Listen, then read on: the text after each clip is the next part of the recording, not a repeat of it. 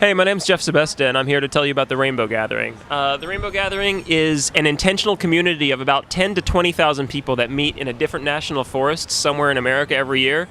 And it's damn difficult to describe. I'm going to try.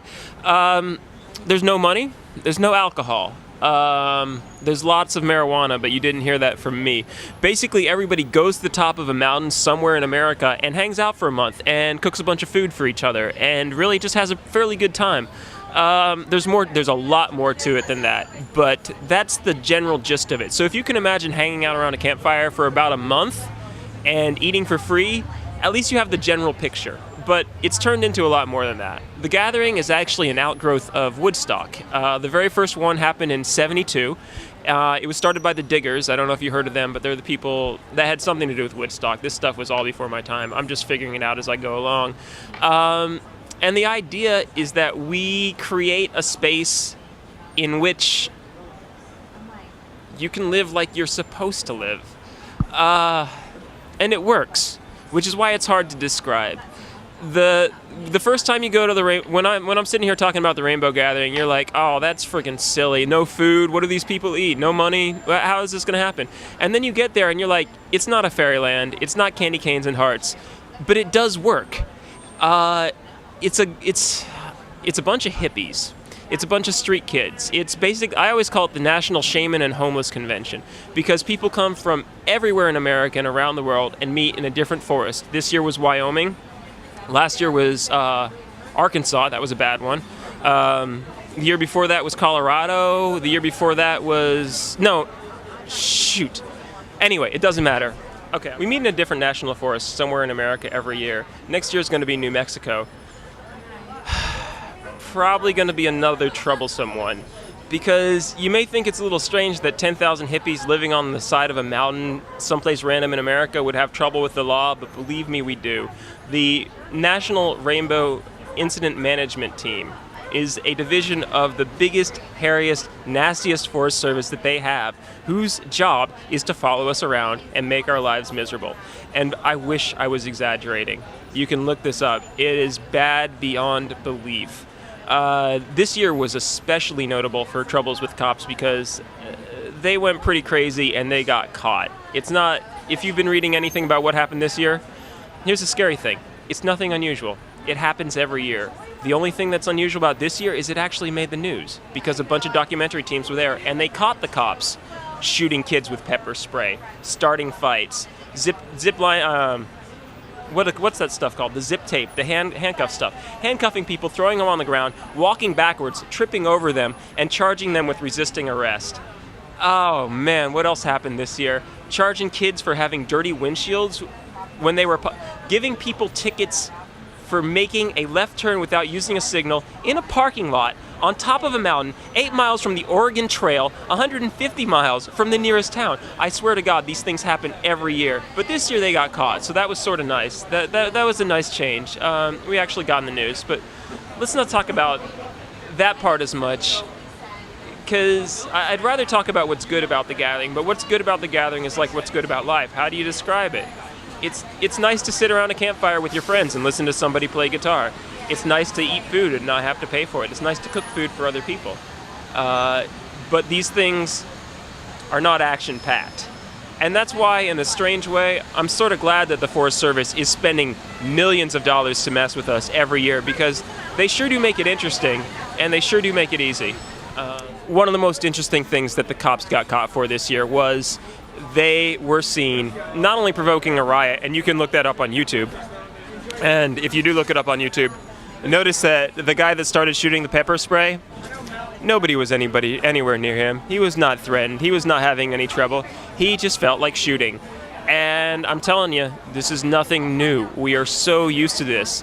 A Forest Service cop actually got caught smashing his own windshield with a billy club, so that he could blame it on us, so that he could say we were throwing rocks at him. We weren't, and they got caught. The overall purpose of the Gathering is a prayer for peace. There's another much more important purpose than that, but that's the purpose on paper. What we're doing out there in the wilderness is we meet on top of a mountain. It's usually a mountain. It doesn't have to be. It could be anywhere. And on the 4th of July, everyone is perfectly silent until noon, or as perfectly as they can handle. We have, as with any intentional community that is made up on the theory of giving people free food, we have some reprobates. We have some people that are not very good at life. We have some people that don't know how to shut up on the 4th of July, whatever. The point is that most people stay pretty much quiet all the 4th of July until noon. Then what we do is we meet in a clearing, and we hold hands, and we pray for peace. I know it sounds silly. I'm not sure if it works or not. I know it doesn't do any harm. And after that, we have a crazy, wild party. Same way every year. It's a tremendous amount of fun. That's the general purpose of things, is to hold hands and to pray for peace. Personally, what I'm there for is, well, there's a lot of street kids there. And I mean a lot of street kids. I think something like a quarter of the people that show up at the Rainbow Gathering every year are homeless. I think another quarter used to be and used the gathering to get out of it. And honestly, that's a fairly good description of what happened to me. That's, I'm not saying I'm doing too well, but I'm doing a lot better because of Rainbow. And there's a lot of people out there like that. So it's the National Homeless Convention. And when I'm out there, I do medical. I'm a comic book artist. I know my anatomy, but I'm not a doctor. I mean, I know doctors. I know a lot of doctors. I'm not a doctor. I'm just the closest thing to a doctor who's willing to show up a month early and hang out on the side of a mountain. So, however you get there, you don't have to bring a thing. In fact, it's easier if you don't bring anything. It's actually a lot easier to come to the gathering as a poor person than as a rich person. Because if you're rich, you're going to be like, oh, where am I going to park my car? Oh, what if I want to stay in a hotel? What if it rains? What kind of raincoat best expresses the person I am on the inside? Poor people are like, you know what? This town fucking sucks. I'm gone. I'm hitching to the top of a mountain in Wyoming because at least there I will get oatmeal twice a day. And that is a promise that we come through on every year. If you make it to the gathering, all you need to bring is a spoon, and you don't even need to bring that. You can show up the most wrecked, destitute, screwed up person on earth, and people will tell you that they love you, and they'll give you a hug, and they'll get you a blanket, they'll give you a place to stay, they'll give you food. If you got lice, they're gonna shave your head. Just telling you. And we ain't perfect, but we're doing pretty darn good. And I'll tell you what, we didn't get a lot of credit for this, but half the reason the Katrina didn't turn out half as bad as it did is because a lot of Rainbow people went down there and set up a free kitchen, a bunch of free kitchens, and they're there now. And they're taking care of people's health, and they're feeding people, and they're doing a hell of a good job, and you're not hearing a thing about it. But you know what? I'll tell you the truth. I've been to 8 gatherings now. I quit my job at the World Trade Center to hitchhike to my first Rainbow gathering. And I'm telling you, I don't really regret that decision. Here's what's going to happen, and you heard it here first. We're going to replace the American government. It's going to take a long time. But you know what? We're not going to revolt.